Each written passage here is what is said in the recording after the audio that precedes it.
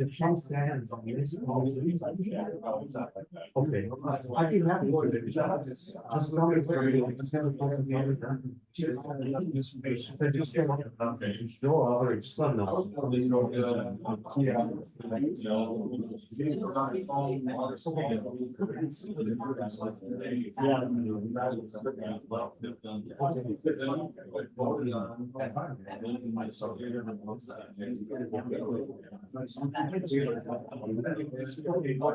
So I just assume that I gave it.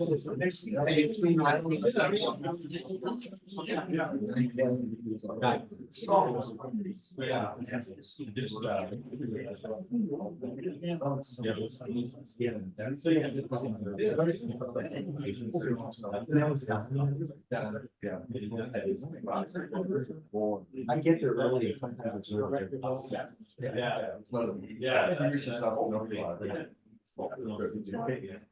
I think. Hey, all right, good.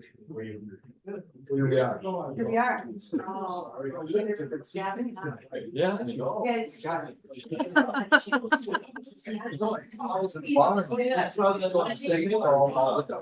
Amy moved her stuff around to get her seat back. Excuse me. I'm sorry. No, I'm introducing Matt. He's our new planner. He's like the mystery person you're getting the emails from.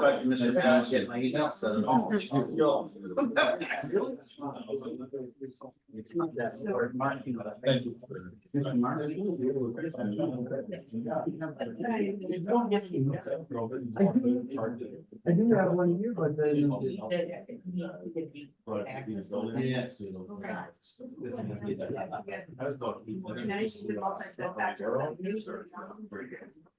That sounds important. Yes. Really? Yes.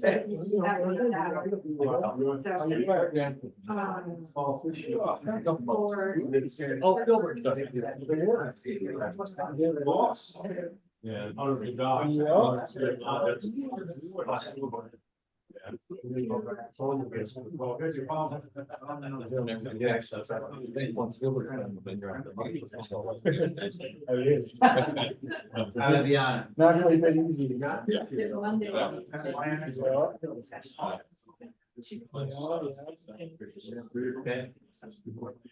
Any idea what Mark? No, applications.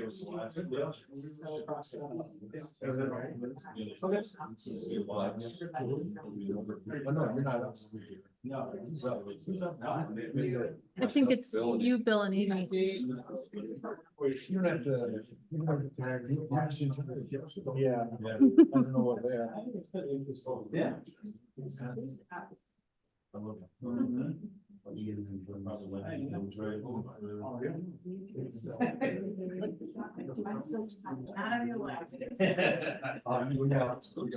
Minutes. We got, and we get this thing going. Yeah. It's live. It's already live. Yeah, it's already live. It's just actually.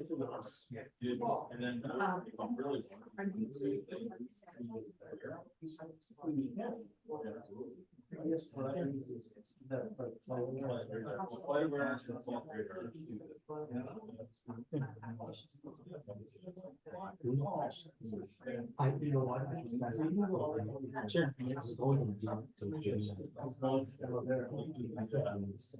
Yeah. Yeah.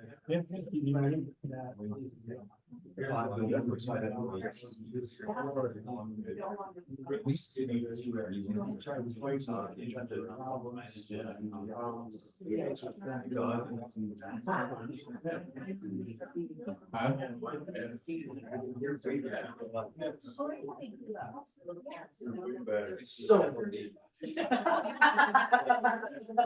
Something up there needs to raise my hands that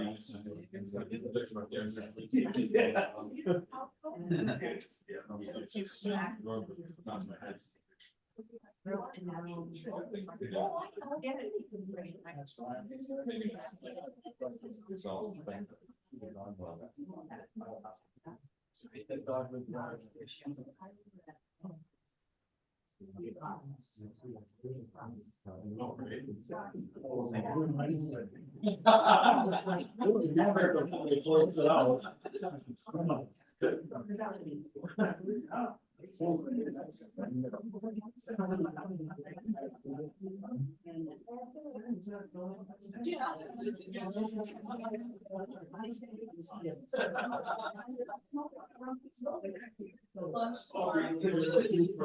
haven't closed the door on that yet, and we have a hearing meeting, next Sunday, which is Sunday. I'm so disenchanted.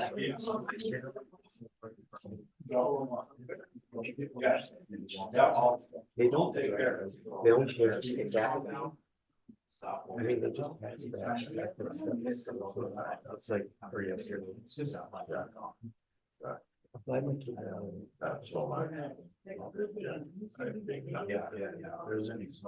And I feel sad. Do you want any more kids to go through it? No. So I don't have to?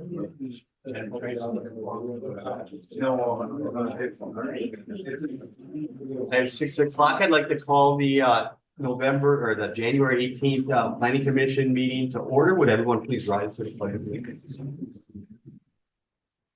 I pledge allegiance to the flag of the United States of America and to the republic for which it stands, one nation, under God, indivisible, with liberty and justice for all.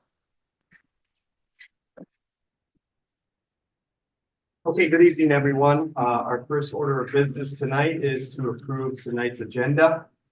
The agenda for this evening consists of one item on our consent agenda, as well as one public hearing related to the Yellowstone and Credit River development, and a second, we have two actually public hearings, and the second one related to the 2024 proposed fee schedule for the city. Would any commission member like to add or amend anything to tonight's agenda? Hearing none, can I get a motion and second to approve tonight's agenda? I'll make that. Oh, go ahead. I have a motion by Commissioner Olson. Is there a second? Yeah. Second by Commissioner Wolf. All in favor indicate by saying aye. Aye. Anyone opposed? Motion to approve tonight's agenda is carried. Moving on to tonight's consent agenda, those items on the planning commission agenda, which are considered routine or non-controversial, are included as part of the consent agenda. Unless a planning commission member specifically requests that an item on the consent agenda be removed and considered separately, items on the consent agenda are considered under one motion, second and vote. Any item removed from the consent agenda shall be placed at the end of general business. Tonight, we have the November 16th, 2023 planning commission meeting minutes on tonight's consent agenda. Can I get a motion to motion and second to approve tonight's consent agenda? Anyone? Let's approve. I have a motion to approve tonight's consent agenda. Is there a second? I'll second. Seconded by Commissioner Casey. By the way, it was motioned by Commissioner Tandy. All in favor indicate by saying aye. Aye. Anyone opposed? Motion to approve tonight's consent agenda is carried. We'll move on now to tonight's public hearings. The first one is related to the Yellowstone at Credit River. Tonight, we're going to discuss an amendment to the conditional use permit for open space design development, and secondly, a preliminary plat related to the development. All commission members should have received a number of documents related to this, to these issues. A staff report from City Planner Cindy Nash to the Planning Commission dated January 10th. An engineering review memo from City Engineer Shane Nelson to the City of Credit River dated January 10th, 2024. A memo from Scott County Environmental Services to City Planner Nash dated December 20th, 2023. A memo from City Planner Nash to City Administrator Reynolds reflecting planning comments dated January 10th, 2024. The Yellowstone at Credit River final plan prepared by Stonebrook Engineering. A preliminary plat for the Yellowstone at Credit River prepared by Stonebrook Engineering. The grading and storm sewer plan prepared by Stonebrook Engineering. A memo dated December 12th, 2023 from Tim Arvidsson of Stonebrook Engineering to the City of Credit River describing the proposed development. A copy of the conditional use permit number 1257-C-4/8 dated July 1st, 2003 related to the territory development. And then lastly, and it's updated for commission members tonight, there was an original one in the packet that's been updated. And that is a layout schematic prepared by Stonebrook Engineering, reflecting an updated yield plan that reflects total acreage, proposed open space, accessible open space, and recreational open space, as well as a density calculation that we'll get into. So before I open the public hearing, I'd like to have City Planner Nash go through what we're looking at tonight and provide your comments. Thank you, Mr. Chairman. So this evening, we're looking at both the amendment to the conditional use permit as well as a preliminary plat for the property that's outlined on the screen in red. I'm kind of tracing around it with this really big green mouse here. That is the balance of what was supposed to originally be the territory development.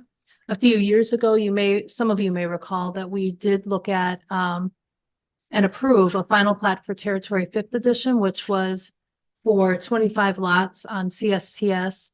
And the balance of the site then was called Creekside at Territory at that point in time. And that balance was on individual septic systems. The property also has shoreline that runs through it. And at the time that the memo came out last week, we didn't have the DNR review back yet, but the DNR has reviewed the plans and commented that they have no comments. So unless there's some significant redesign that would warrant it going back to the DNR, we've fulfilled that obligation to have the DNR review. The preliminary plat itself, it's going to be really hard to look at this, I know, on the screen, but I'm going to do my best here. It's such a large property that I really can't zoom in and still provide any commentary here. But the site does connect to several other properties with existing or future road connections. So the obvious ones are on the south side, where it's connecting in a few different places with the existing territory development, here, and here. It will also, there's also an existing stub to the west for future development of parcels out to the west. There's a stub here at 210th that will come in. So that will be a primary way out of this site. Eventually, when both this develops as well as the ranch at Credit River, Dakota Avenue will connect through to that development, and then you can get out to Vernon Avenue that way. There'll be a second connection to the ranch in this location. And at the very top, there will be a connection to one of the future phases of Terra Farms. And once this all develops, it pretty much will fill in the remaining developable land in that area, except for the property that's immediately to the west over here. The CSTS lots that they are proposing are different than the ones that you may have recall seeing from Territory 5th a few years ago. So they've come in with a redesign of that plan, basically. Territory 5th before had the CSTS lots clustered over here on the eastern side, and then a few more here. And what the developer has done is put those all on this side of the shoreline public waterway feature that's running through here. That'll help them avoid having to take utilities across a bridge over to this area and keep it a little more together and a little better defined for that, rather than having ISTS lots kind of in the middle. When you said over here, I just had cataract surgery. Is that to the west? It is.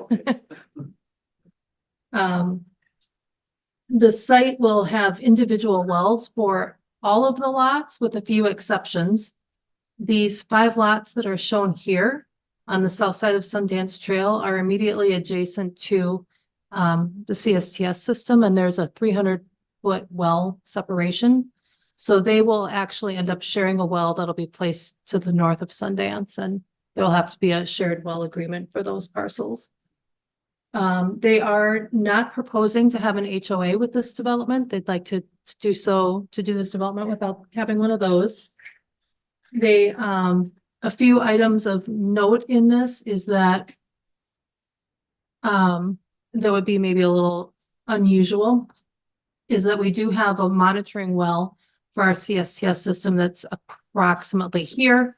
We'll have to sort through some details on that because it's sitting on land that is showing us a lot.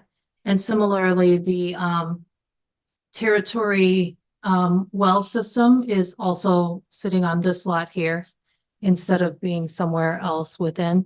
So that's another item that we will have to sort through. Their phasing plan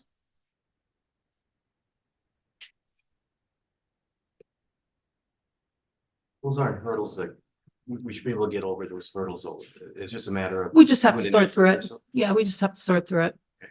Their phasing plan is shown here. Their first phase would start with some of these CSTS lots on both the west side as well as the 4 that are on Whisper Way, kind of at the end of the cul-de-sac ends about here today. So that would be their first phase, and the second phase would be some ISTS lots coming off of 210th. So when you first see this come together, it's going to come at it from a couple different ways and then fill in towards the middle eventually. The last phase is proposed to be the one that would connect up with the ranch at Credit River. The phasing's probably subject to change as they submit final plats over time. But it will, that's at least the plan at this moment. And there's no issues with the phasing. If we approve the development. As long No. as they keep us abreast of what phases are gonna. No, there isn't. Something the city will probably want to consider, and I'm sure the developer will request, is that the preliminary plat be granted a time period that it's valid for longer than just a couple of years Got it. to give them some chance to get through some of that phasing. And then the city council could always extend that if they chose to, if market conditions were such that they didn't work their way through it in that time frame. Okay. The open space CUP is sort of the last thing to talk about here. So the site right now, the entire site is subject to a conditional use permit that was granted about 20 years ago, modified along the way for an open space development. And because it's subject to that right now, and that's recorded against the property, we have to amend that CUP. They will, as part of that, ultimately, what we would do is for the ISTS lots on the north side and over here, we would basically rescind that CUP for those because they will be developed under straight rural residential zoning, and so they would no longer need that, and they won't be subject to a CUP. The property that's kind of outlined here would be the ones that are on the CSTS system, and they'll be subject to the open space plan that is shown here before you tonight. What they're proposing is to install the trail along Dakota Avenue that would connect up them with the trail that is being required in the Ranch at Credit River as well. It would also connect to the one potentially that is in the territory development today. There is a gap of space which is shown here as being constructed as part of this plan. But that land is technically, the location for where the trail would be is technically on HOA land. So some easements would be needed in order for that trail segment to be completed. The next component that they're proposing is this green space that's on either side of, you can't tell it's this, but there would be a little bridge here over the creek feature. So there would be open space on either side of that. With some preliminary thought that there could be some benches or some things there where people could enjoy that feature as they're walking down the trail or in the neighborhood. The third feature is this triangular shaped piece down here that has a possibility for a trail in this location.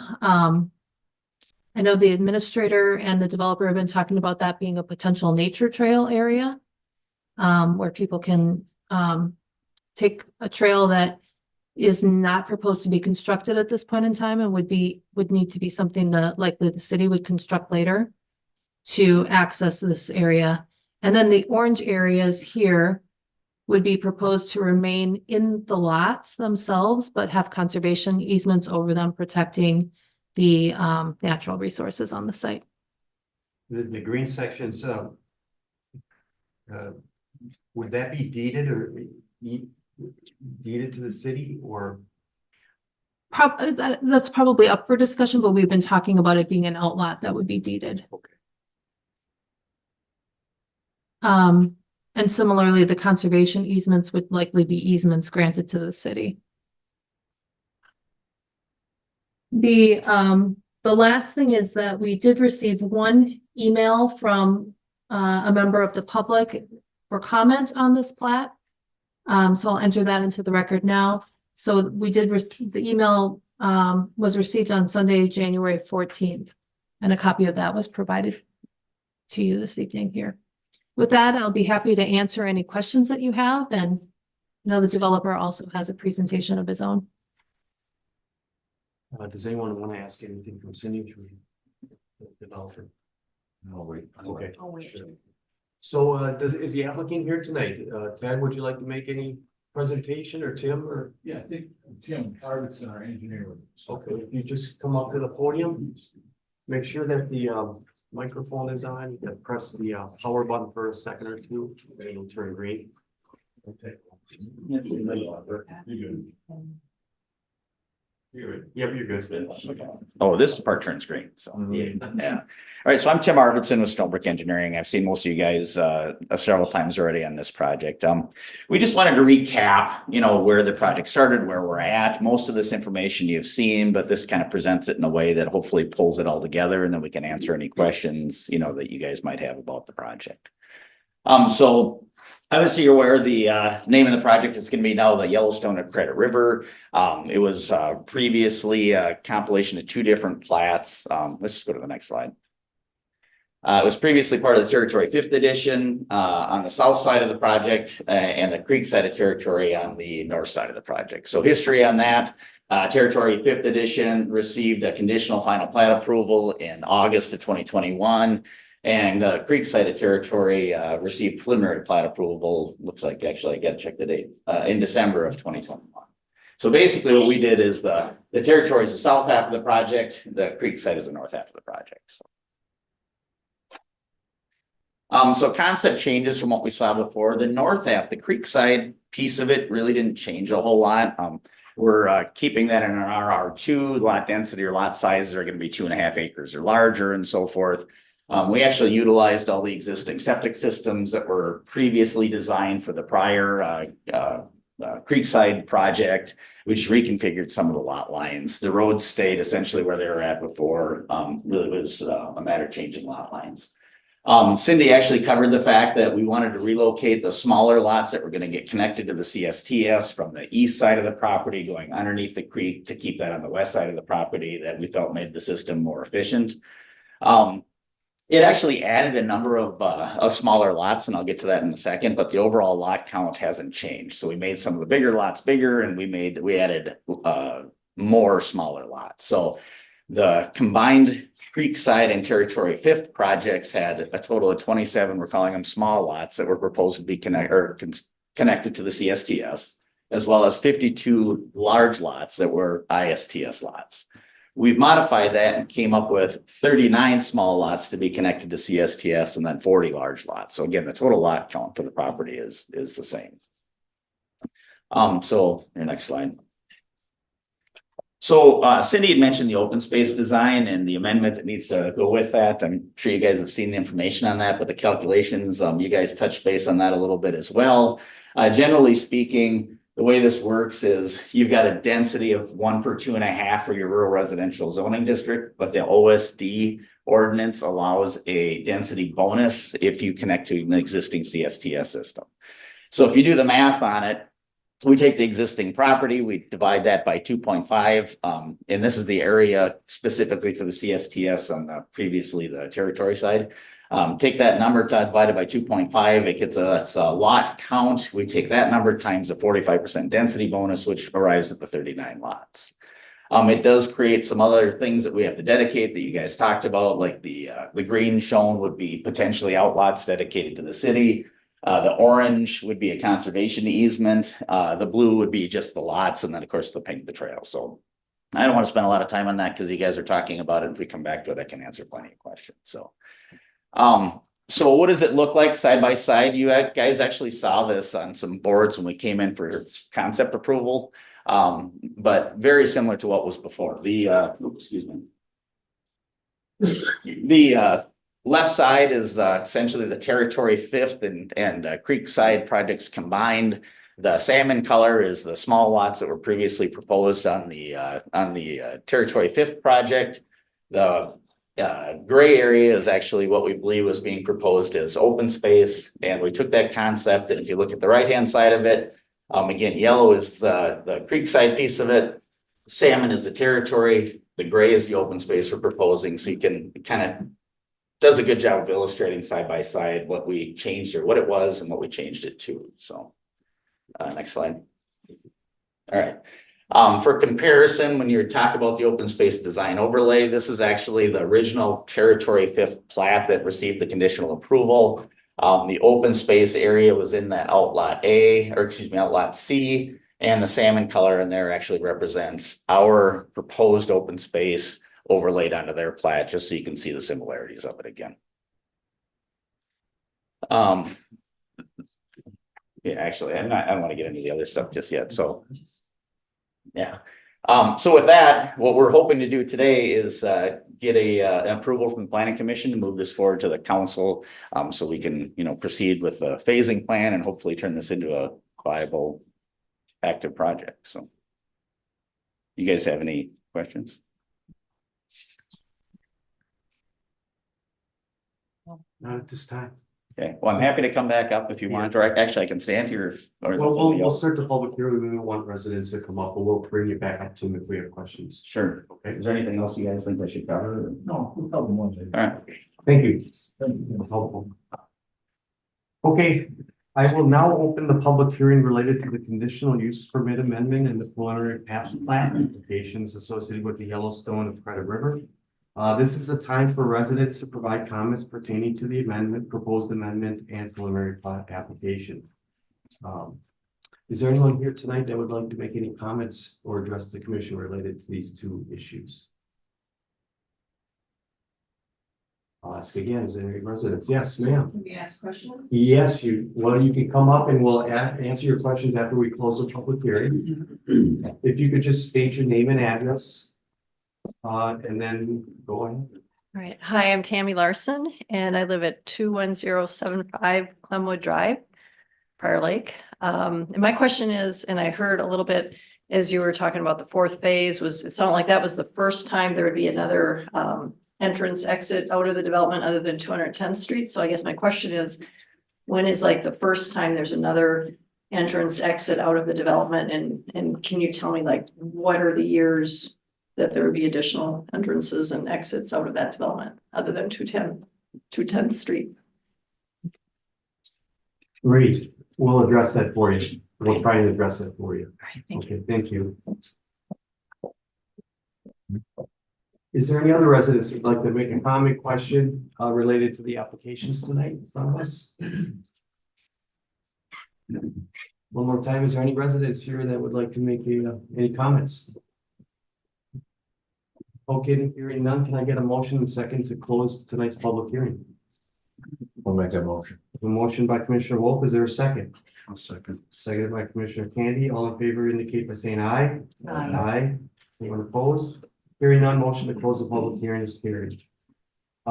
Maybe we could, Tim, you want to come back up? Can you address that comment from the resident or question from the resident? Sure. I know you're going to be speculating a little bit. Yeah.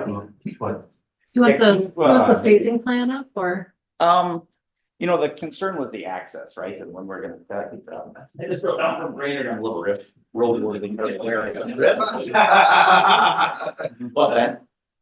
Go ahead. All right, so, actually, it might be easier to show it in the PowerPoint and, maybe we show, one of the first few slides that shows the whole project. Calvin, excuse me. I know, Just leave it on the floor. I'm gonna.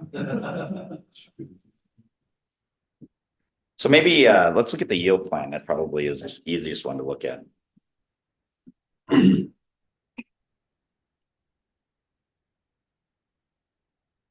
So regarding timing of access into the site, we're gonna end up finishing this segment to Dakota, right away. And then it's gonna tie into Whisper Way here as well, which is also comes back around to the territory. So these two access points will be available. Regarding 210th, this will get constructed essentially as part of phase 2, which might go simultaneously with phase 1, which is hoped to happen as early as the summer. And then regarding the connection down in the southwest corner, that would be subject to when that parcel develops. So we wouldn't have a timeline. And that's just several years out. The ranch, I would guess, is several years out. Yeah, I think the sales have been a little slow, so by the time they develop and build out to that point, it'll take that. But Tim, the connection between phase 2 and phase 1 should happen at phase 3. Yes. So Tammy, after, you're putting in about 15 lots on the big ones that would come off 210. After that, the connection would be made back to Dakota. So it'd make a loop. Now there's 2 ways out from whichever way you go right now. Yeah, you're talking about this segment? Yeah, Yeah. exactly. And what roughly what year is that? Mm, I don't know, I would hope it'd be in 2025, and I don't think they're gonna sell that fast. You know, what I can kind of tell you is the 15 people coming in. Hey, Ted, I'm we can't hear. I talk better when I sit down. I talk better standing up, but I can't hold a pencil. And I don't mean to get in your way. Oh, you're right. So Tammy, those first 15 lots that come in past your house, that first phase, those would kind of be the maximum until we make phase 3 connection back to the territory. And then there'd be 2 ways in, and it kind of takes the pressure off the territory too, because now it makes a loop, now it's making connectivity. So it's 15 homes going in before those 2 bottom, the Dakota and Mr. Wade, that connected. Yes, yes. So yeah, let me just point out too. So like phase 1 goes to here, phase 2, the big lots goes to here. We want to have a little bit of variety. So putting in 17 of the CST lots here and here, okay, that has to come through Dakota for the time being, right? And because this road is here, we're gonna finish. No, not that far. Where's it hook into? It hooks in down here to get to these ones, yes. So it stops it at 17. When we go past this first 15 and this first 17, then this connection gets built. So it doesn't put too much pressure on the territories nor too much pressure on the people on 210. You're building up 2 sections and then you're connecting them. Yep, then phase 3 would be connected. Does that help? Yeah, thank Thank you. Commissioners, do you have any questions for the applicant or for Cindy? Start with Cal, do you have anything? I should probably know the answer to this, but, so the CSTS for territory, did that just get like reassessed? Not too long ago, a couple months ago? Right, I guess my question is, when it got reassessed, that was just like the monthly payment, right? It wasn't like a upgrade kind of thing? Correct. With the 2024 budget, we set the rates for 2024 for the CSTS system for all of them, but for territories, that happened.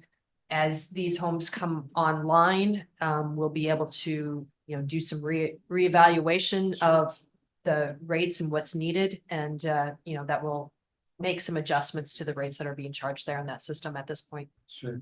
Okay, that's what I figured. Not right now, I don't think so. All the lots are going to be hooked up to the CSTS? Just the southerly 39 lots. Yeah, the 40 to the north will not, so. And the 40 to the north, what are those sizes of those lots? 2.5 or larger, most of them are larger, so I'd say more like 3 to 5. So more. The whole site averages A little over 3. like 3 1/4. So if you take the CST lots and the IST lots, the average is 3 1/4. So the big ones, the biggest I think is 11. Yeah. And the IST, the individual ones have to be a minimum of 2.5 acres. And we label it as small lot, large lot. That's kind of a mislabeling. The CSTS lots, I think our smallest is like 0.8 acres, but some of them are over 3 acres. Right. Even though they're hooked to the CSTS, they're not as small as you can be based on the CSTS. It's just how it worked out with the way the land was left and the way it was left subcut by Moran. We had to fit that profile where the roads go through. So the whole thing averages 3 1/4 about. The big ones are 2.5 to 11. And the ones hooked to the CSTS go from like 0.8 to over 3. Right. Yeah. So any lot smaller than 2.5 is on the CSTS? Yes. So that fits normal zoning? Yeah.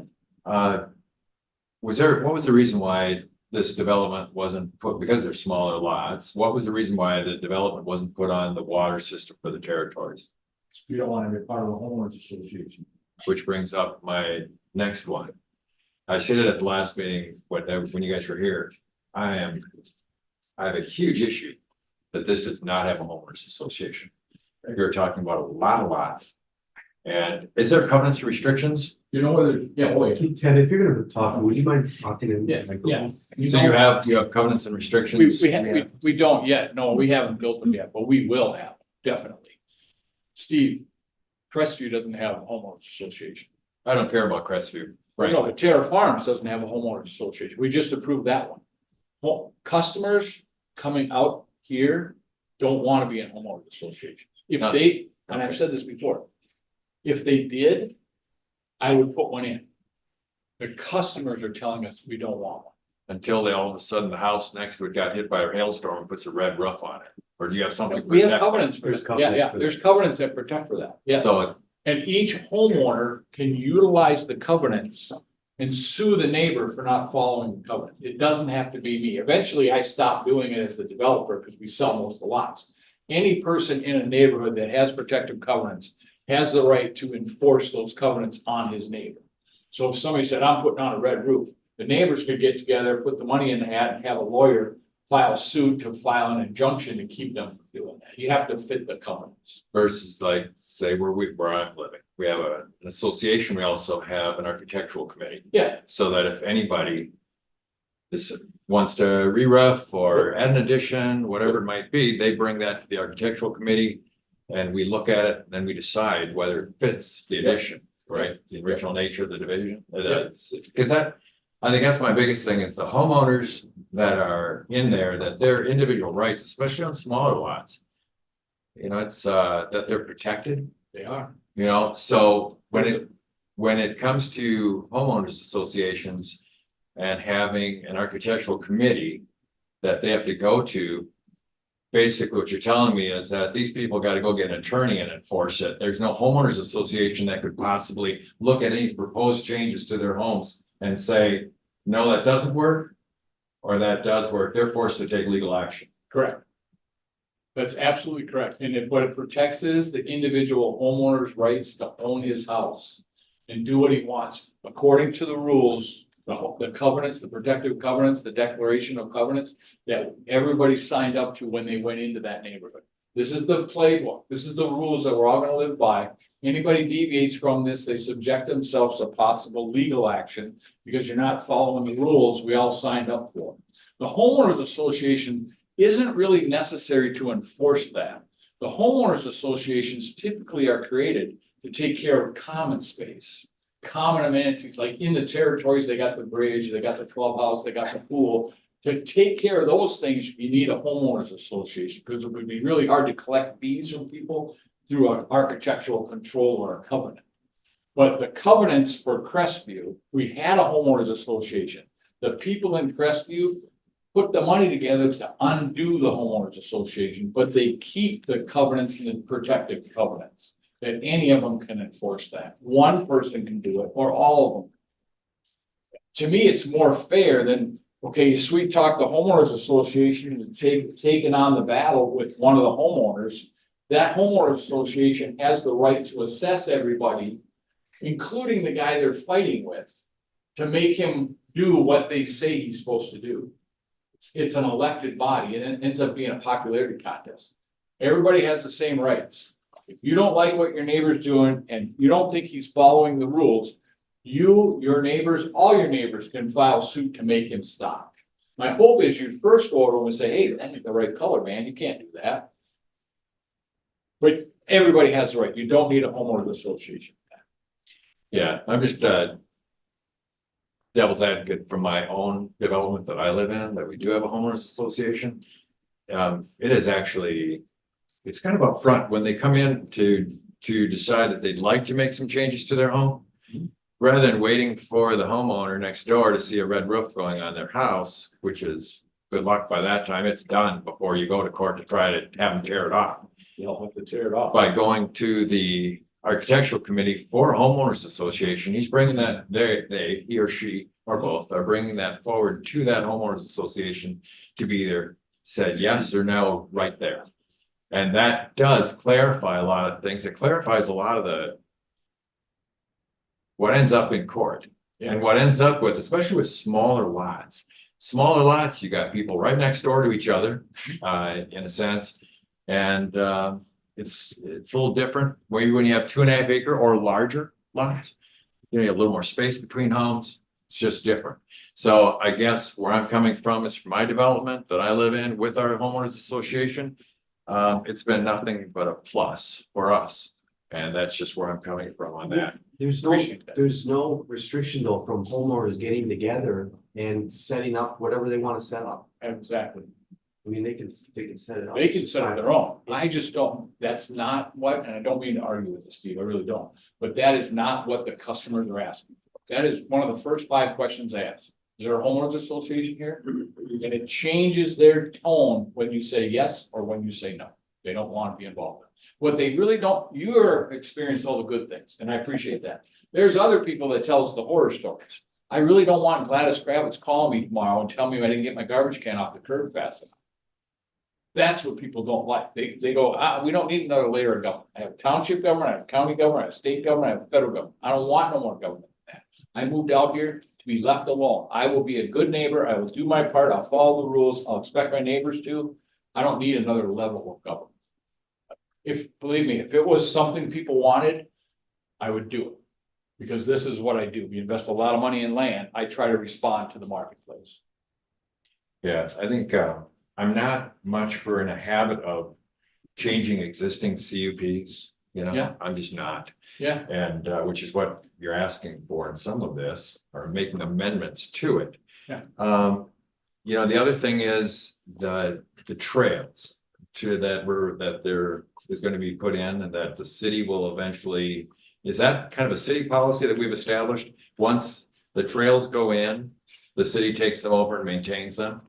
So the city council has indicated that a willingness to take over the Dakota Avenue Trail and maintain that. That trail, if you recall, is shown in our comprehensive plan as a trail, and I think that's the distinguishing factor on that one. To cover a couple of the other topics you brought up, if you don't mind my backtracking a little bit. No matter what they would have proposed here, they would have needed to do a CUP amendment in this case. If for no other reason than for 2 issues alone, the existing CUP was tied to a preliminary plat that expired in 2018, so they would have still had to update it, even if they wanted to do the exact same plan. And the second item is related to those individual wells. As mentioned, you asked why are they not connecting onto the Territory well system? And unfortunately, there was just so much time between when Territory originally developed and now that nobody could even add land anymore to that Territory system. You would have to go through a process of having the Territory neighborhood vote. It's a really high threshold to get additional land in at this point in time. The previous developer did look at that option, and at least at that point in time was not successful. So they would have had to come in with some different option because they couldn't, they can't connect to the well system since it's owned by a different entity. Is there, besides these one cluster of lots that are gonna be hooked up to the CSTS system for the territories, are there any other adjoining lots or developments that could possibly hook up to that same system, or is this it? Is that system in a sense closed off for any future develop to tie in?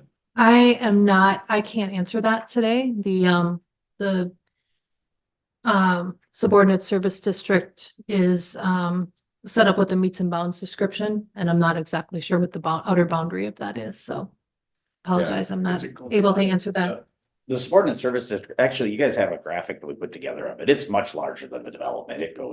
It's way bigger than the development, but there's not capacity in the system beyond what we're proposing to do to it, right? And also, there's not a physical connection to the adjacent properties or anything else where we've got the physical connection in place. In fact, the sewer line, for example, is underneath or is into this property already. So at 2 different locations. So they'd have to rip up our streets and, you know, take the sewer line wherever they wanted to, assuming you guys actually approved it. Now, the other part of it is, as part of this amendment for the CUP up there, the open space design specifically only allows these projects to occur if they tie into an existing CSTS, so. It allows them if they're in the subordinate service In this district. ordinance, yeah, right, yeah. Yeah, it seems, and correct me if I'm wrong, Cindy, it seems like the CSTS system or the rural CSTS systems to accommodate smaller lots. Municipalities have kind of started steering away from those. Generally, that's true, and that is also true for Credit River. You do see some economies of scale if you have more properties connected to it. So that is one of the main reasons why we've steered away in general from those systems, because the ones that are smaller, serving 20 to 30 lots, are very expensive to run. Is there anything within this CUP? And again, I understand some things have to be changed. Some things I think are developers, what he's asking for. Is there anything that is being shown to us tonight that could have a negative effect on any future development brought in front of the planning commission here at the city of Credit River? Are we, in other words, are we okaying something that could play out negatively in the future for a developer? I know that's a bit of a crystal ball, but yet I think we just have to be really conscious that we don't start approving stuff that could in the future come back to bite us. And I don't know if there's something that's glaring, then I'd like to hear that. I couldn't even begin to speculate on those what ifs, so.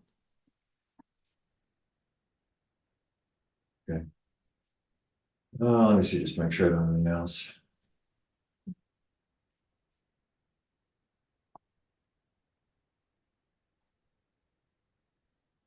Ted, when are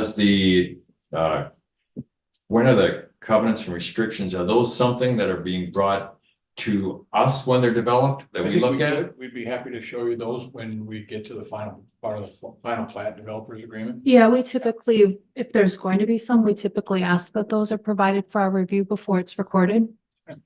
And by, does, for review, it typically is at a staff level. It's not typically at a planning commission or city council level. We're looking for things that might contradict with anything of our requirements, usually. okay. I think I'll let somebody else ask something for a bit, because they come up with something else. Commissioner Tandy, anything? I don't have anything that's pressing. Commissioner Olson? I wanted to talk just a little bit about that. There's a couple of options in front of us with regard to the open space, conservation easement and deeding the building on over. What are the advantages or disadvantages for each of those scenarios? And what are the implications for the city in terms of cost, accessibility, some of those kinds of things? Give me a minute. I'm gonna pull open the open space exhibit.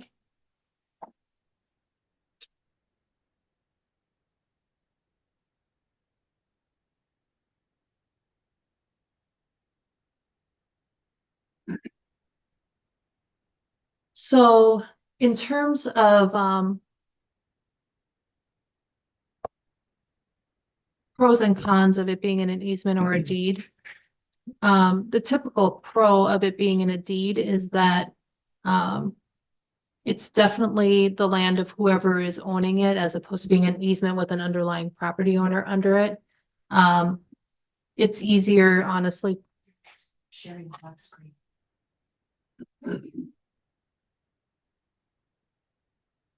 This is the open space at night. It is, it's open on my screen. That was pretty damn good. Well played, sir. Well played. We'll try again.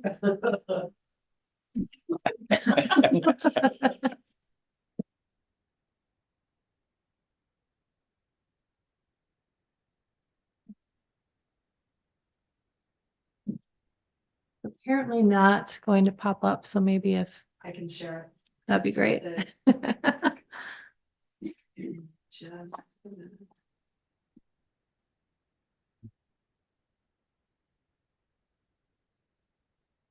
So if it's an easement, it would stay with, within the person's property.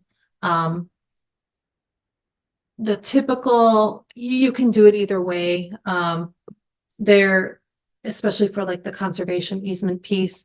The one thing I will say is that on a conservation easement, we do run into a situation sometimes where people will not be aware that they have the easement. The developer has indicated that they'd be happy to have them sign a PUD disclosure, that they know that that's there, so that every time the property is sold and closed upon, at least at that beginning point, they hopefully will acknowledge it. Yeah, and signs. Yes. You know, we did that in Terra Farms, where there's signs where the wetland conservation. Right. districts are. Mhm.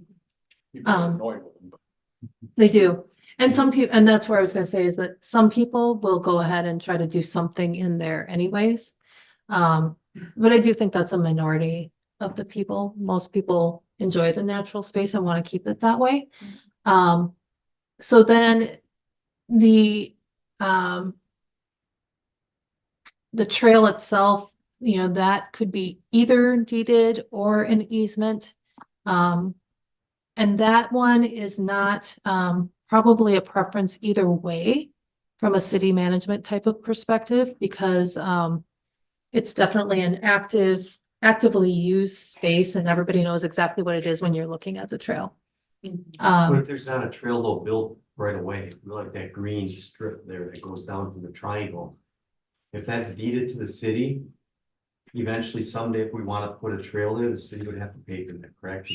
To get down there? That's the proposal here. Is it more advantageous to have that deeded to the city or have an easement? Or doesn't it matter? You could do either way again, but I think typically when we're going kind of off-road with something like that, it's better from a property owner standpoint for it to be deeded instead of going across their property. Typically we do recommend that any trails that are being put in to a development should go in at the initial time of the development. Because just as we discussed with the Ranch at Credit River, if they come into place later, people don't want to, they're used to it being the way it is and they don't want them there. So some of that is just a judgment call on terms of which way the city would prefer to go, whether it's a deed or an easement. if I may, everything Cindy says is correct there. I agree with all that. I guess here's why I would rather see you do it in an easement. Is it leaves the property in the tax rolls. That property's worth more as assessed value if it's all of this. Rather than just this. If we deed all this orange to you. That's non-taxable property.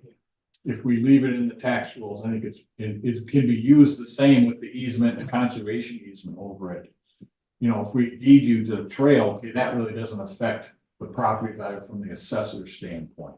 Yeah, I was really talking about the green, the green. This piece. and this. Yeah. Okay, Not the orange. Yeah. Yeah. Okay, yeah, that would be, I guess, up to you. I don't know that that'll have a huge impact on value. So, It's too so small. Ted, what do you say when Cindy says, well, typically we have the developer pay for that Yep. green path down to the green triangle? I have no problem with that. And if you don't wanna build it right away, I think Tim can figure out what that path would cost and we could give that money to the city in a dedication. If you wanted to do it later, or we'll do it right. Yeah. I'm open on, I don't think we have a big. It would be a rustic trail, wouldn't be Yeah, paved. It would be yeah. a walking And here's path. the other part that we didn't talk about yet. So where this. Can it be a rustic trail? Like, isn't that swamp? It's like, a wood chip Yeah. trail, it would be. Would it be off-road. all wet all the time? Seasonally, yeah. Yeah, but there's a lot of times, I don't know if you've gone out here, a lot of times this creek doesn't have any water. Right. So this would be wet maybe in the spring, but not later in the year. But then, this is territory property down here. Yeah. So if they were to connect a trail, off-road trail to here, then they can go through here and then get back here. And that could actually over time make a loop off trail. So, sorry, no, I was literally what I was doing. Yeah, I wanted to try to. One of the reasons that that's shown that way is to create that recreational open space. And so if we could actually if we could eliminate the recreational open space and just make it open space, it can all be a conservation easement, staying the property. As opposed to being deeded to the city and be owned by the cities. Yeah. Right. But it was not, so meet the requirement of the OSD ordinance. And I think piggybacking onto what Bill said, you know, if it's kind of marshy, swampy, have water. When I'm looking further down the road for the city, where I'm gonna be maintaining what seems to be a really tough one to maintain. Yeah. I wonder. You look at the length that path would be to access that little triangle of swampland. You kind of wonder, Well, I've been wondering, why do we have that? exactly. But it's because of our ordinance, we have Yeah. as a certain piece of the accessible public. Right. Give us a nice piece of flat land. Yeah. Yeah, and keep in mind from a maintenance standpoint, I mean, this is gonna be a dirt trail or a wood chip trail through the woods that's gonna be worn down by people using it and overgrown if they don't. I So just it's think it not could be a, washed away every spring. yeah. Well, I don't think, the water doesn't move through there if that kind of flow, it'll Okay. get swampy and then go back down. I don't Right. think. And we don't have floodplain back there, so we don't have, that creek isn't, leaving its banks and No. going that far away. Creek's pretty. All right. But if you wanted to remove that requirement, we could easily just put it in a conservation easement. I mean,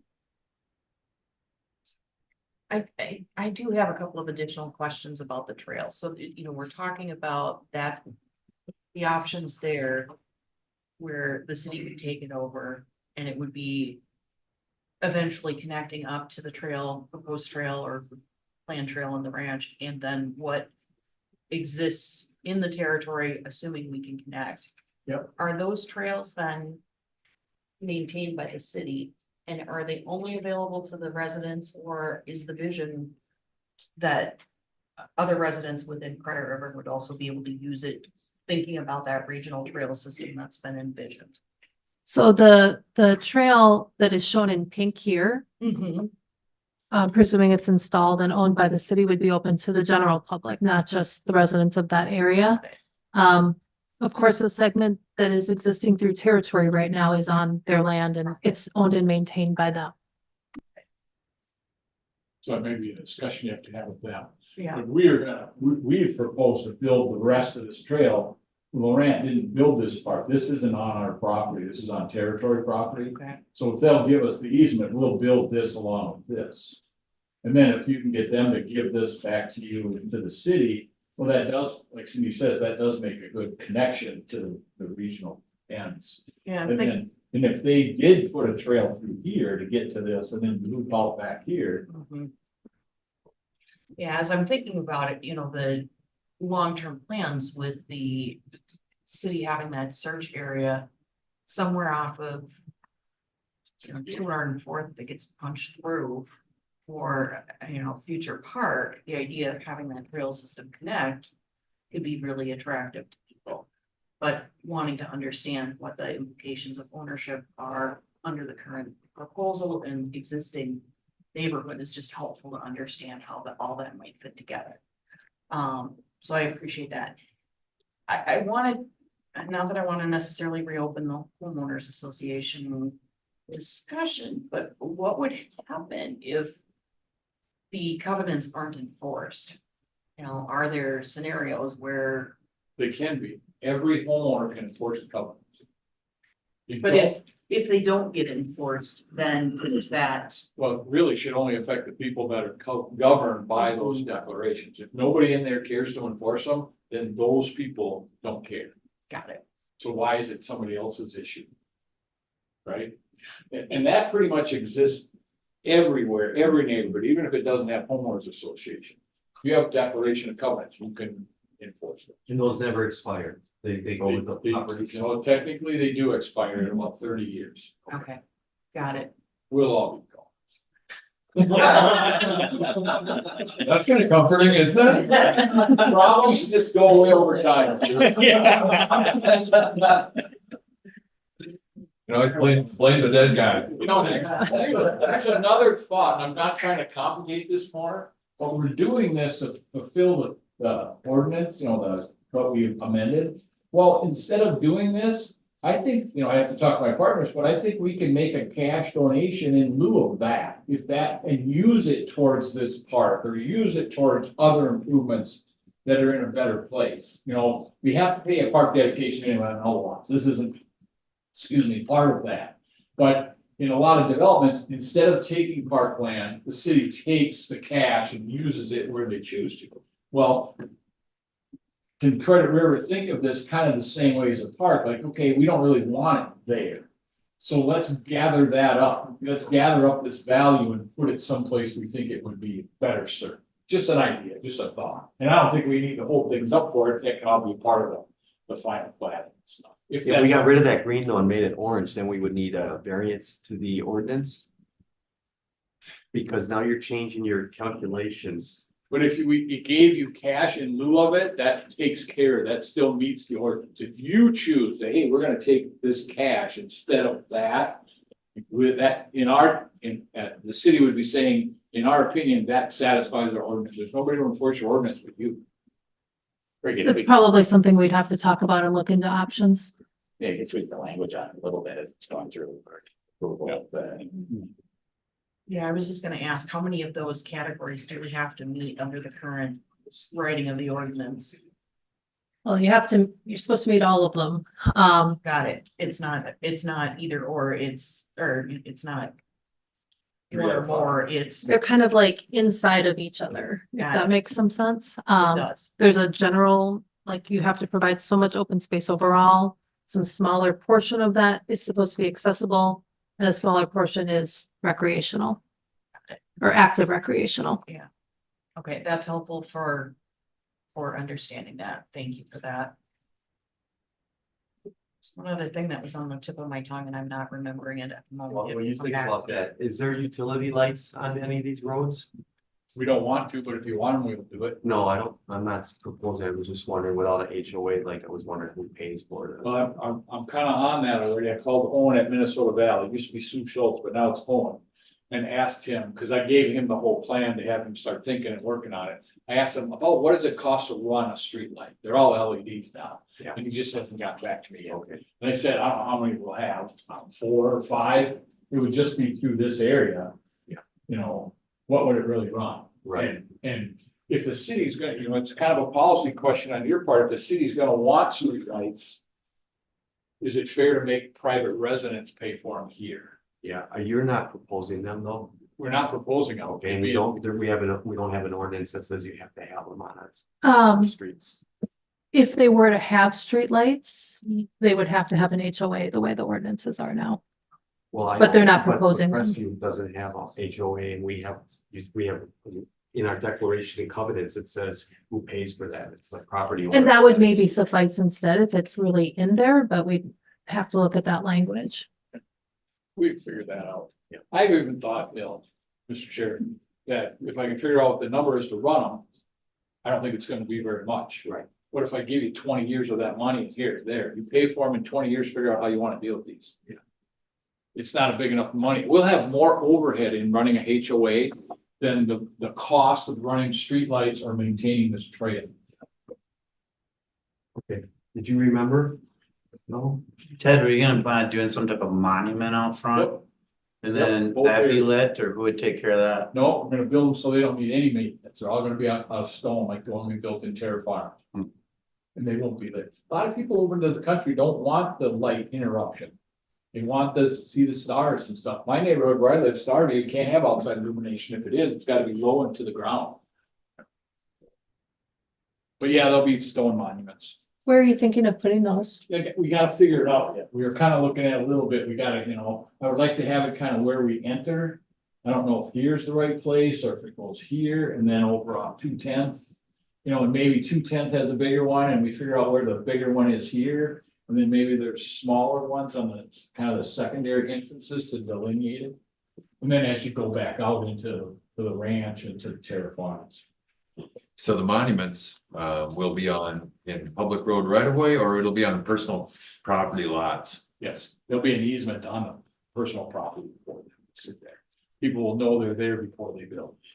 Somebody runs off the roads, crushes it or smacks into it, knocks part of it over, who pays for it? No, car insurance. Yeah, What these am I are getting good wrong? questions, Steve. I don't mean to argue with you, but. No, I'm just asking Yeah, for I clarity appreciate myself. the dialogue back and forth, but yeah, even, you know, we put those gang boxes in. What happens when somebody drives into one of the gang boxes? The homeowner's insurance, or excuse me, the car insurance covers it. They were the ones that, you know, jumped into it, so.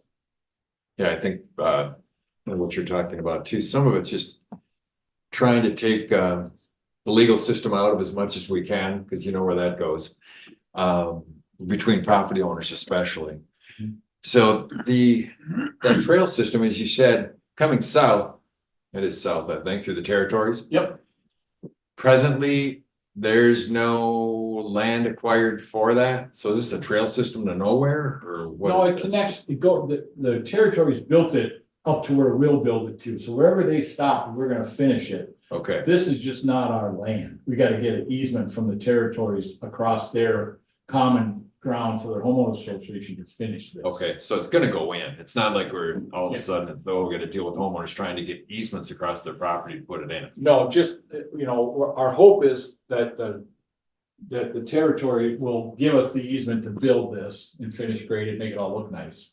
And we're gonna give them, the plan is that we give them an easement for their well, supply well that's located on our property. You know, it's like, hey, we'll be a good neighbor, we'll give you this, and we'll give you this, we just need an easement for this, it'll cost you nothing.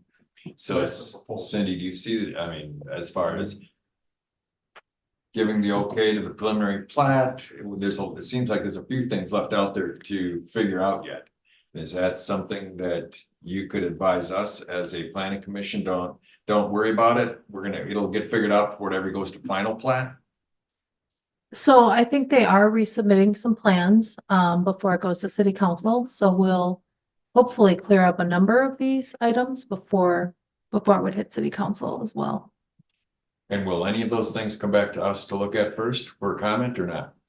Only if you wanted them to. So your options tonight would be to either recommend approval, subject to, we didn't have draft conditions in the packet, but subject to any conditions that you would want to add if there's something that you're specifically concerned about or would like to make comment on. You could continue it to your next meeting and ask to see those plan revisions and see how anything that you're interested in kind of ends up turning out. If you were to do that, I'd request that you ask very specifically for those items to be addressed and what they are. Because as you probably know, it's really common for us to have comment memos once it even goes all the way to the city council, and we do preliminary plats with conditions that they meet the comments in the comment memos. So do you envision there being any problem with that trail going through territories? The one along the road, like as discussed, it's on, and it would have to go through an outlot that's currently owned by the HOA. Would there be any problem? I don't think you haven't had those discussions with them yet. So I don't think we'll know for a little bit yet if the HOA is willing. I can tell you that when Territory Fifth was coming in before, that developer had an agreement with them to do that along with some other work, so. It wouldn't kill the whole development though. Let's say they wouldn't agree to. There would just be a gap, We had a gap, and why would anyone want a gap? right? Yeah. So, which is my point, it'd be nice to have that resolved, so we know for sure that there is no gap. Right, well, that could be a condition So, yeah, in the final plat where you have agreement with her. or instead of making it that way, excuse me, Mr. Chair, we'll give you the money. Whatever the engineer and Shane figure out is the value of that trail. If for some reason the territory won't give us the easement to put that in, I don't think any of us want to do a quick take on it, fire up the attorney to do a eminent domain for a trail. You know, it's their property. If they don't want to connect this trail to down here, and you want to take this trail from them over time anyway, I mean, I don't know where they'd be, what gain would there be for the territory, say, no, don't build a trail on our property to connect to our trail to connect to Bill Feldman. No, I understand it to be, I Yeah. don't see the end, but you know how it is when you start working with other people, whether they'll agree with you or not. Right, but then when you back up, if you say, well, we can't move forward unless you get that, then you're requiring me to go buy somebody's property off my property. Right, we talk about this all the time when it comes to basically public improvements on private property. We have no ability to force them to provide that easement. If they don't, they don't. And he's saying, they don't give it to us, we'll make a donation to cover the cost of the trail in the future when somebody does want it, but we have no authority. That would have to go through condemnation led by the city, you know, to fight that battle. All we can do is say, hey, would you mind trading us this easement in exchange for that easement? If they say no, we'll say, okay. Yeah, from a developer standpoint, I totally understand. I'm just thinking about the future trail system of the city. Is my biggest concern. Yeah. We're planning a trail system right now that isn't just for tomorrow or next year or 5 years. Right? Yeah, You know, long term. I think plus a that's- trail system that we have this, according to what I'm reading, we're taking it over. Once you put it in, we're maintaining it, and to maintain a trail system that goes nowhere doesn't make a lot of sense to me. Right. So that's why it's an issue that I'd love to see at least some preliminary action or something reaching out to the territories to get their first gist on, you know, I think that's workable, or saying, we're not doing it. Yeah, we can do that between now and we get to the final, for sure. And it would have to be part of the developers agreement, the whole thing. Yeah. And I will say, it's really common when we're doing development that some of this stuff does happen incrementally. Sure. And you could have a segment of something put in now, and it might take another 5 years for that to be connected, and there could be gaps in the meantime. It's still better that you're working towards the goal overall, if that's your goal, than to try to do it all at once if that's not possible. Yeah. Just have one other question. When the concept plan was presented, we talked a little, and I think this came up before with the previous preliminary plat that was approved and not executed. This is a bit of a unique circumstance in that this is, the combination of development is, we don't have an existing ordinance on the books that allows for future development of this nature. So there are some unique circumstances with this specific development in requiring that conditional use permit, some of those kinds of things. We're not expecting that we would see future developments of this nature in Credit River unless there's an ordinance change, correct? Again, the way that the ordinance change was done, theoretically, somebody could apply for it if they have property that's already within a subordinate service district. Got it, okay. Thanks for that So clarification. yes, while we have a lot of, about 2/3 of Credit River is rural residential, the vast majority of that could not apply and use that section. Got it. Do we meet all requirements for parkland designation? And adding another subdivision, it's one that was been reformed. Where are we with any parkland as far as even for that development? So parkland dedication for this development is anticipated to be payment in lieu of land dedication. So that would be collected as each final plat is recorded. But so there is not land designated within this plat for park. There isn't. The search area for a park has a park up on Bill Feldman's property that's of a fairly substantial size and would serve this area as well. Yeah. The only reason I brought it up was with the smaller lots. 2.5 acre lots or larger, really parkland probably doesn't even get used. But if we start going down to smaller lots, but maybe the parkland does make a big difference. If we're going to make an exception here, that we're going to cut these lot sizes and we're going to do something different. I think we just have to be cognizant, no different than streetlights. Cities have streetlights when they go to smaller lots where there's no sidewalks, pedestrian sidewalks. So any pedestrians walking out there are going to be walking at night. If they're walking at night, there's no streetlights and lots are smaller, higher population, little kids, whatever it is, out on the streets without the streetlights. I understand without an HOA to pay the electric bill. I get it. It's a little harder to sell a lot with saying, hey, just you're responsible for the cost of that light out there. I get it, but yet I'm still looking at the safety of neighborhoods that we construct in our city, especially on ones that we are not 2.5 acres, we're under that. And just for pedestrian safety without any sidewalks alongside the streets at all. They're either in the street or they're not. And so I would be concerned about pedestrian safety with smaller lots without streetlights. Commissioner Wolf, keep in mind when smaller lots are 65 by 120, 65 feet by 120. Sure. The smallest lot here is almost an acre. That's like 3 to 4 times bigger than what's any city lot.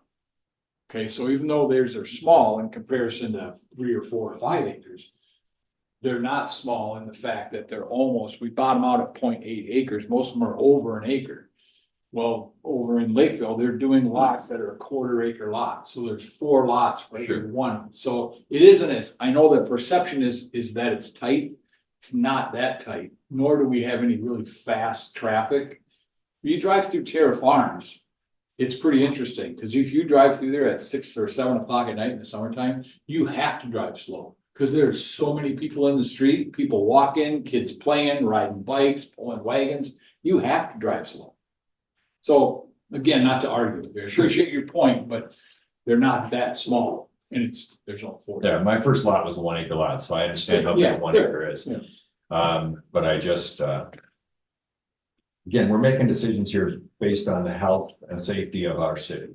And so I want to make sure that at least we bring those up for discussion when it comes to smaller lots, 1 acre, without sidewalks, which there shouldn't be out here.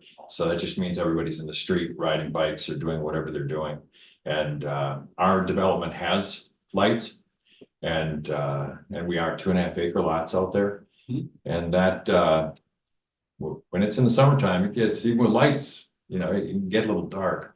Yeah, because there isn't enough of them actually. Yeah, so I just I don't want to start setting precedents here that, okay, well, you know what, we didn't require it here, so maybe we just don't require it anymore. No matter what size lots we're going to, whether it's 2.5 acre or 1 acre. And I think that's then back to this this green space or whatever we've got out there. When we look at that triangle or we look at a possible path to it, or even if it's a natural, who actually controls what we do in that space? If it's swampland, do we have to go through certain restrictions by soil and water, DNR? Who actually tells us what we can and cannot do? So I'd have to defer to the city engineer on that, but because they administer our wetland conservation rules. But if there's an impact to the wetland, there's likely some permitting that is involved in doing that. Yeah, so I just want to make sure we don't have land deeded to us as a city that frankly, we can't control anyway, because there's so many restrictions, because it's considered a wetland that which I've run into before in other developments, that you can have a piece of property that's considered wetland and it's given to the city. But to do anything with it because of all the restrictions, it's basically useless. And so I'd like to see that resolved, but I understand we've got certain amounts that we've got to make. And I'm sure you don't want to take a nice flat lot and give it to us for parkland. You shouldn't want it either. You should want the tax bills. Yeah. And you're building a regional park up here on Feltman's land. That's why I made the point. You're taking this to fulfill an ordinance. And you're kind of right. It doesn't do much. Great, take the money instead. And do something good with the money. We're doing this because it was an ordinance written by Scott County over 20 years ago. Right. And you brought it up yourself, Commissioner, that we don't do these open space designs anymore. Or maybe it was you, Amy. Well, we're still following an old outdated rule because that was the rule. You don't have to. You're a city, you're autonomous, do what's best for your city. So if you can make a case for, we'll take cash in lieu of this and we'll use it someplace else more productive, and that in essence covers our requirement. That would be your choice. And I think I would, if that was my city, that's what I'd rather see you do with it. You know, this same open space though, Steve. Yeah. Was pretty much the same when Territory 5th came in. It was no different really. Well, how was it being handled then? Good question. I can tell you how it was being handled then. Great. So, it was the same open space generally. Territory 5th was going to install a paved trail along the upland on the western kind of edge of where it's basically along the western edge of the orange there. No, Oh, yeah, here? there. Okay. And then they were going to they had coordinated with the Territory neighborhood. There was some Grand Meadow improvements in that Territory HOA area. They were going to be doing some of those Grand Meadow improvements that were never finished before Yeah. Which would and make connecting sense. them with that. Yeah, that's the one issue with that is, again, you're connecting a public trail to a private trail system. So unless they're gonna allow public access to the amenities of the territory. Sure. Yeah, and since we didn't get to the point of reporting the plat, we didn't work through all those details. Anyone else before I start? I got one more thing, so the tree preservation plan is kind of confusing, there's stars and X's and circles, what means what exactly? So they're basically different soil or different tree types. And Right. The tree preservation ordinance that you have only asks us to identify the trees we're proposing to keep. Okay, Right. because some of them are right in the middle of the street. Correct, yep, so the reality of it is that was checking another box. There's a requirement in the ordinance that says we have to do a tree preservation plan. The tree preservation plan tells us to identify any trees we intend to keep. So if we don't intend to keep any trees, we don't identify any trees that are gonna be kept. Sure, okay. So the intent is anything that's in the road right of way is gonna have to be cleared, so we're not keeping any of those. And anything else is on a private lot that's up to the private or the property owner that purchases the lot, whether or not they keep the trees or not. So from our perspective, there wasn't anything we were specifically trying to identify to keep, Gotcha. but we still had to provide the information because it's required. Sure. Scott County requires us to do a tree inventory. It's the same one. Yeah, on the whole thing. Right. Well, there's no requirement that we can't take the trees down. It's the Right. exact same ordinance. Yeah. Yeah, no, I was just confused with the ones that are right in the middle of the road that. Yeah, so it doesn't say identify the trees you're taking out, it says identify the trees you're keeping, Sure. so. Not to beat a dead horse, but I just want one clarifying question to you, Cindy. If we don't require, or we let that, we say it's okay not to have an HOA on this, what's future impact? I mean, having it be in a sense that Our ordinance already allows not to have an HOA in this situation. That's one of the reasons why we changed the ordinance 2 months ago. The ordinance allows not to have an HOA because you could theoretically have easements and stuff for the open space. Typically, we do require an HOA for things like the monumentation signs and things that are or should be owned and maintained by some person. Now, that's not to say that there might not be some other way of papering that and making sure in some legal document that that those signs are being maintained by somebody. In the declaration, right? Yep. I mean, that's what we had in Preston. They have to the property owners have to maintain those monuments. They're supposed to. Yeah. There's a couple that need to, but so my question to you was, as far as the city goes, by us not requiring them to have an HOA, which was part of the initial CUP, so now we're gonna amend that to say you don't have to have it. Does that have any negative consequences for us in the future? What we've decided that, yep, they don't have to have one, we see the value in not having. But then the next developer comes in, we go, well, it's a little different situation. I think we typically, I think we'd require that. Where does that put us from a city standpoint? A little tough to say because I think it could be a little bit dependent on the exact situation and why we think one would be required in one situation versus another situation. But normally it's related to any of these kinds of improvements that would not be city owned and maintained improvements, but that needs some sort of a caretaker. If I'm not mistaken, the requirement of an HOA is only if we create those outlots that's owned by a separate entity that has an improvement in it. It's not for architectural control or anything else. Right. nobody's asked this, so I'll ask it. So where are we with the MPCA and the updated daily flow and all that? Can you? We're trying to get preliminary plat approval before we spend additional funds with the PCA. So the request that we're going to move forward with is contingent upon approval by the PCA. Everything's contingent upon approval by the PCA. Okay. But what we didn't want to do is put a significant effort into finishing all that out, only to find out that we didn't support the layout. We didn't like the big lots or, you know, hung up on open space or something else. So everything is contingent on that. Yeah. Got it. Okay. No, we have been talking to them and we are very confident that it's going to work. But Yeah. And along that line, though, they're aware of this, that there are some requirements related to things like that wells can't be within 300 feet of the CSTS system. So depending on what that design ends up being and how it ends up, you know, they might lose some lots or something, or have to move some things around. Yeah, that's what's possible, and we have to move some monitoring. Yeah, we've looked at the setbacks, so we're not concerned about that. And, but all of that falls under the guidance of the PCA and the requirements. They will let you know what you need to Yeah, do. that's the whole point of having them Outside having a everything, regulatory. whether- yeah. Yeah, Exactly. that's a drop dead deal, but whatever the MPCA says, is what we have to go with. Okay. And we know we're at risk for that. And how long process is that? Like when you find out an answer, what if we approve the, We're being told 4 to 6 months. You know, the process was kind of started with dialogue and the drawings were started and we stalled it out a little bit because of this, but we're confident in 4 to 6 months to get. and just to clarify, they tell you, you don't have to have the original 450 gallons per household or whatever per month. It's whatever you size it based on what it is to Measure. correct? Yeah, they allow you to use measured. The 450 at first made sense. We didn't know We what the didn't know. measured flow was gonna be. We have 20 years of data. Yeah. So, and that's actually a really old number. So they don't use 450 anymore. When you're designing a new CSTS, they do it. It's a much more complicated formula that results in a much lower yield. So. Okay. All this information's been great. I just have a couple comments. They've been really good questions. Yeah.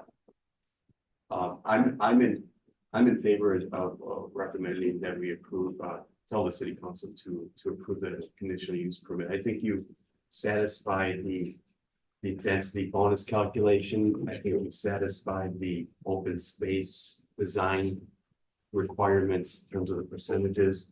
I like your idea of collecting cash, it must be a condition, collecting cash from the developer for the proposed outlet dedicated to City Fire River, so the green stuff. Yeah.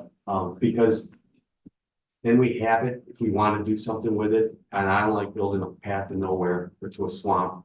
But if we want to do that in the future, that we have some money to do that. Yeah. I'm in favor of the easement on the orange section, conservation easement. For the reasons that actually that had provided in terms of that it stays on the tax roll, because it's the property, we don't own it ourselves.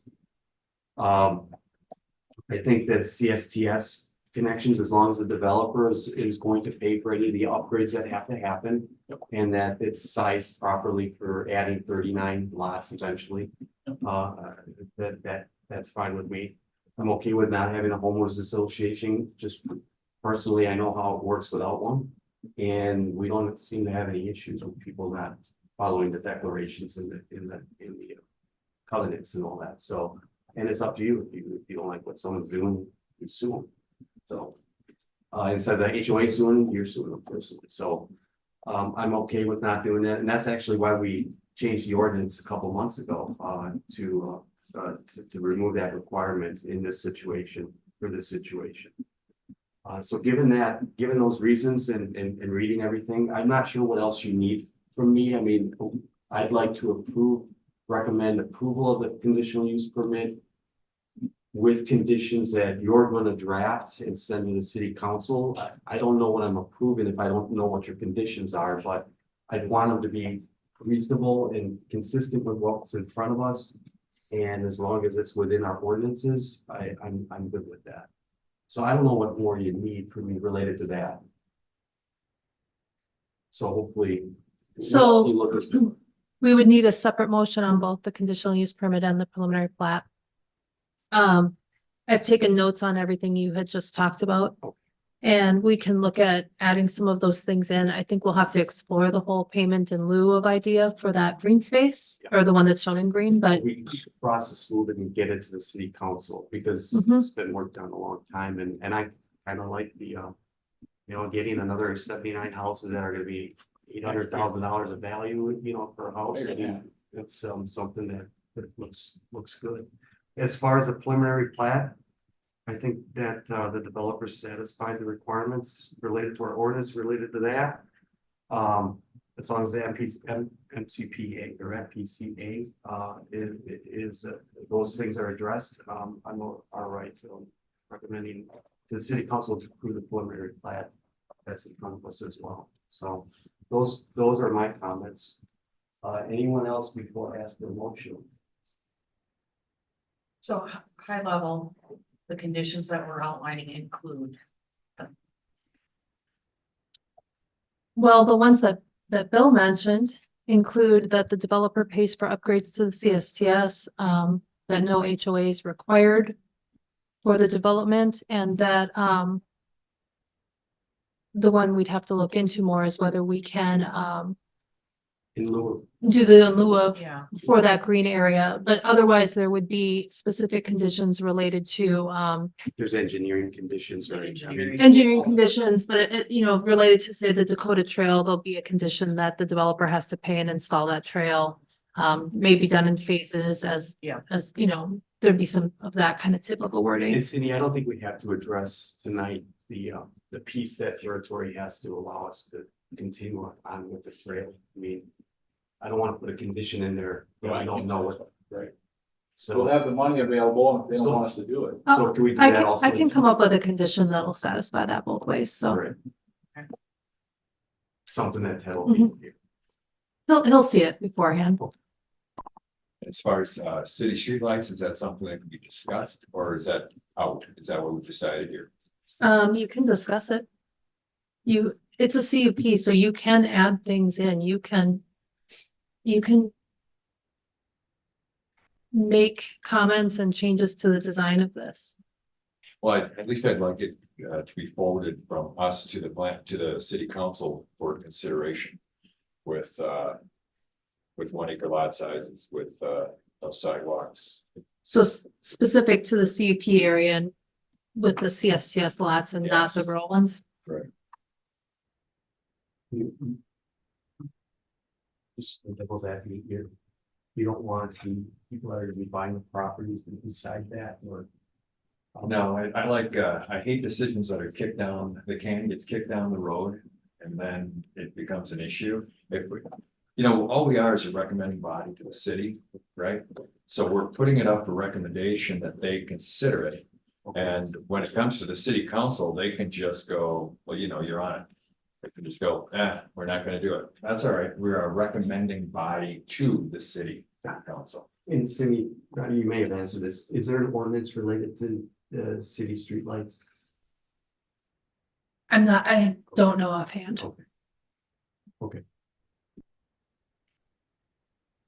Okay, given everything that we've been presented tonight by the applicant, by staff, what's in front of us, can I get a motion to recommend to the city council to approve we'll do this two separate motions. Approve the conditional use permit amendment for this project. Is there a motion? I'll motion to approve the. I have a motion by Commissioner Tandy. Is there a second? 1 second. Seconded by Commissioner Olson. All in favor indicate by saying aye. Aye. Anyone opposed? Nay. One nay, and that's Commissioner Wolf. The motion is carried 4-1. And then I need a motion to approve the preliminary plat subject to the conditions we've talked about tonight, based on the applicant has said, based on the data in front of us. Is there a motion to approve or deny the preliminary plat for the Yellowstone Credit River? I'll make the motion. The motion by Commissioner Casey, is there a second? I'll second. Second by Commissioner Tandy. All in favor indicate by saying aye. Aye. Anyone opposed? Oh, I love this day. First time I've ever done that in my entire career. That motion carries by a vote of 4-1. Thank you, gentlemen. Thank you very much. Thank you, everybody. Commissioner, thank you for your questions, your time. Cindy, thank you very much. Appreciate it. That's all we have on the agenda tonight. Before I ask for a motion, though, I just want to, this is like a public service reminder for Credit River citizens that the city is currently accepting applications to fill 3 seats on the planning commission. As you know, the planning commission advises the city council on land use policies, plans, and makes recommendations to the city council related to development activities. The planning commission terms for these 3 seats will start in March of 2024 and run for 2 years. So if you're interested in applying to become a member of the planning commission for the city of Red River, you must submit your application by January 26th, 2020. Mr. Yes. We do have a second public hearing. We do have a public, good, I haven't adjourned the meeting yet, so there's my. Thank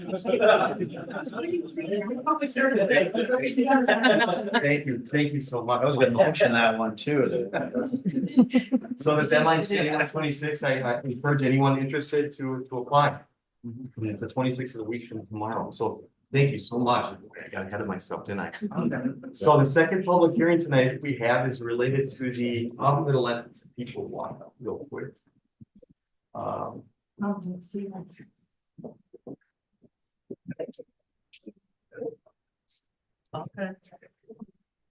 All right, the next public hearing we have tonight is related to proposed ordinance 2024-01, setting the 2024 City of Clinton River fee schedule. Commission members have received the following documents. There's a copy of the proposed ordinance 2024-01 and a copy of the proposed 2024 fee schedule. Before I open up the public hearing, City Administrator Reynolds, you want to give a summary of what we're looking at tonight?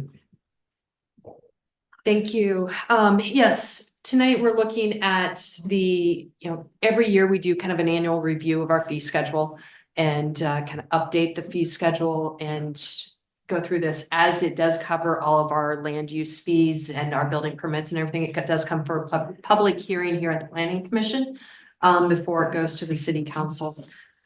This year, we have put together the 2024 fee schedule. Most of the fees, as we're looking at it, the building permit fees have not changed. We have some administrative changes. I'm just kind of scrolling through in the way things are set up, kind of changing the format just a little bit here as we look at new construction, getting rid of kind of some duplicative sections.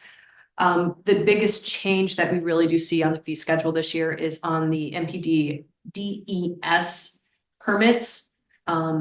We have modified this to be the $45 permit fee plus inspection cost as approved by Scott County Soil and Water, because they are the ones that do our permit reviews and the inspections on the process. That's been divided out because the way it has worked is we have the escrow amount. So you have the escrow amount of 2,000 for new construction, or you see here the 1,500 for like a in-ground pool. Currently, we're taking the permit fee and the inspection fees out of that escrow, which is really reducing the escrow to an amount that if we had to do something, there's limited we can do with what we have left after those fees are removed. So this is putting the fees for the permits and the inspections on top, and then we'll have the escrow. So they'll receive the entire escrow back, assuming we don't need to do any work on our, on the city's behalf to do any enforcement on the permits and the work that's being done. So slight difference there. And we're tying it to the actual fees that are approved by Scott County and the board there. They were having a meeting, I think it was today, and it may have been approved at that one, but they were going to a flat fee schedule. And they were looking at that one, and they were still kind of evaluating where those fees were going to fall out. So once they have that, we'll have a better idea with their flat fee schedule on what these are going to be, but just kind of updating that process on it. And this is something we can amend mid-year if we have to. We're correct. Yeah. Correct. We can always do an ordinance amending this fee schedule down the road if we need to, as we go through. But like I said, the rest of the fees that are in here are the fees that we've had in place for all of 2023. Nothing else is really changing. It's just this MPDES permit and the kind of the structure and the formatting.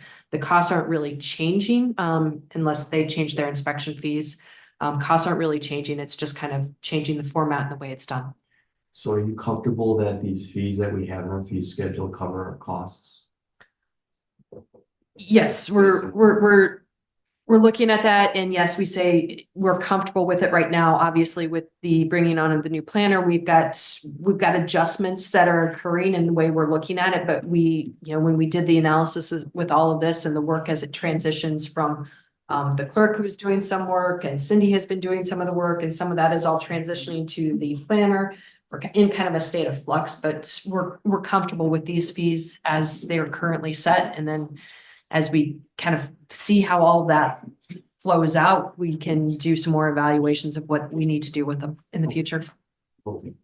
So the costs are hopefully going to cover a lot of Matt's time and his employment costs for this, so the city doesn't pass the costs on to normal Tom, Joe, and Sally who want a house down the road. Correct. It's taking work that was, some of the work that was done by our city clerk in permitting reviews, and moving that to Matt as the planner, and then some of the administrative work that Cindy has been doing, and moving that to the planner. So it's not really new work. It's taking work from others and moving it here, in a more cost-effective and efficient way for some of this work that doesn't need somebody at Cindy's skill set handling. Wow, that says a lot about you, your skill set. I don't think it was ever initially intended to be more than a short-term thing, and we never Yeah. quite had the capacity here to get past that. Yeah. Okay, I think, you know, the main thing is knowing that we're covering our costs. Right. As we can foresee right now, and, you know, having the latitude if needed to adjust through an ordinance amendment makes sense to me. You know, making sure that, you know, the NPDES review permit is structured more effectively. Should there need to be any dipping into the escrows, I think that makes a lot of sense, so I'm comfortable approving this. okay. I'm gonna open up the public hearing now related to the proposed ordinance 2024-01. This is a time for residents to provide comments pertaining to the proposed ordinance. Did we receive any written comments from any residents? We did not. Okay. Are there any residents tonight that would like to make any comments related to this proposed ordinance? Let's again, any residents here tonight that like to make comments related to the fees and the fee schedule? Hearing none, can I get a motion and second to close tonight's public hearing? I'll make that motion. Motion by Commissioner Wolf, is there a second? So moved. Seconded by Commissioner Olson, all in favor indicate by saying aye. Aye. Anyone opposed? Hearing none, motion to close the public hearing is carried. Any other questions from commissioners? So I'm assuming all the fees are pretty comparable to neighboring communities for the most part. I did some kind of cross comparisons of them, earlier in 2023 as I was looking at them, and they were, I mean, you have some variations, but for the most part, they're pretty comparable. In the ballpark. Yeah. Right, and I looked at another city too, and it's kind of hard to compare because it's Right. written differently a little bit. Sure. But, yeah, I would agree with. Okay. Well, I like the point that you made that, you know, if we need to take another look at these, you know, down the road, because some things aren't working out like we had hoped as far as passing the cost along, that can be looked at. Yeah. Okay, any other comments, questions? Okay, hearing none, can I get a motion to recommend to the city council to approve the 2024 fee schedule, that's ordinance 2024-01?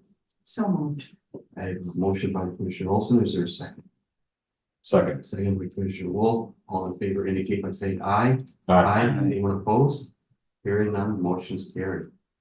All right, now I think I can adjourn. I don't think there's anything else left in tonight's agenda, so is there a motion to adjourn tonight's meeting? Could I get a motion to adjourn tonight's meeting to stay here long? I'll make that motion. Motion from Commissioner Handy, is there a second? Second by Commissioner Casey, all in favor indicate by saying aye. Aye. Anyone opposed? Hearing none,